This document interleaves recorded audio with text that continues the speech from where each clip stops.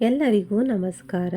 ಇಂದು ನಾವು ಶ್ರೀ ರುದ್ರಂನಲ್ಲಿರುವ ಅತ್ಯಂತ ಪವಿತ್ರವಾದ ನಮಸ್ತೆ ಅಸ್ತು ಭಗವಾನ್ ವಿಶ್ವೇಶ್ವರಾಯ ಈ ಮಂತ್ರದ ಬಗ್ಗೆ ತಿಳಿದುಕೊಳ್ಳೋಣ.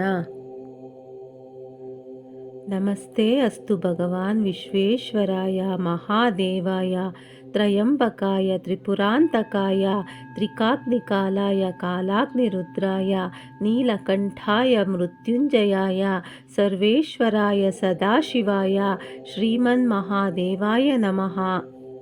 ಇದರ ಅರ್ಥ, ನಮಸ್ತೆ ಅಸ್ತು ಭಗವಾನ್, ಓ ಭಗವಂತನೇ ನಿಮಗೆ ನಮಸ್ಕಾರ. ವಿಶ್ವೇಶ್ವರಾಯ, ಇಡೀ ವಿಶ್ವದ ಒಡೆಯನಾದ ಶಿವನಿಗೆ ನಮಸ್ಕಾರ.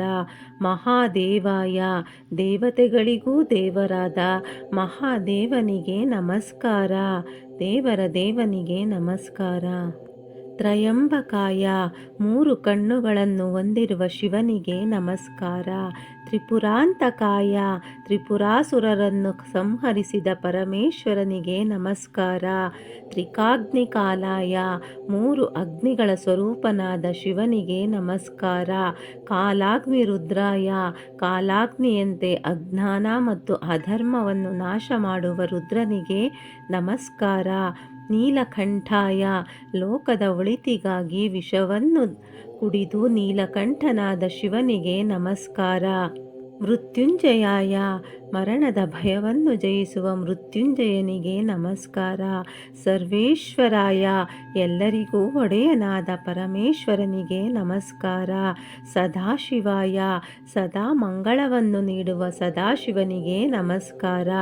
ಶ್ರೀಮನ್ ಮಹಾದೇವಾಯ ನಮಃ, ಆ ಪರಮ ಪವಿತ್ರ ಮಹಾದೇವನಿಗೆ ನನ್ನ ಭಕ್ತಿಪೂರ್ವಕ ನಮಸ್ಕಾರ. ಈ ರುದ್ರನಾಮ ಸ್ಮರಣೆ ನಮ್ಮೊಳಗಿನ ಭಯ, ಅಶಾಂತಿ ಮತ್ತು ನಕಾರಾತ್ಮಕ ಚಿಂತನೆಗಳನ್ನು ಕಡಿಮೆ ಮಾಡುತ್ತದೆ. ಧೈರ್ಯ ಮತ್ತು ಆತ್ಮವಿಶ್ವಾಸದಿಂದ ಬದುಕಲು ಪ್ರೇರಣೆ ನೀಡುತ್ತದೆ. ಏಕಾಗ್ರತೆಯನ್ನು ಹೆಚ್ಚಿಸಲು ಸಹಾಯ ಮಾಡುತ್ತದೆ. ಶಿವನ ಮೇಲಿನ ಭಕ್ತಿ ಮತ್ತು ಶರಣಾಗತಿಯ ಭಾವನೆ ಹೆಚ್ಚಿಸುತ್ತದೆ. ಮನಸ್ಸಿಗೆ ಶಾಂತಿ ಮತ್ತು ನೆಮ್ಮದಿ ಸಿಗುತ್ತದೆ. ನಿಯಮಿತ ಜಪವು ಆತ್ಮಶುದ್ಧಿ ಮತ್ತು ಆಂತರಿಕ ಪರಿವರ್ತನೆಯ ಸಾಧನೆಯಾಗಿ ಭಕ್ತರು ಅನುಸರಿಸುತ್ತಾರೆ.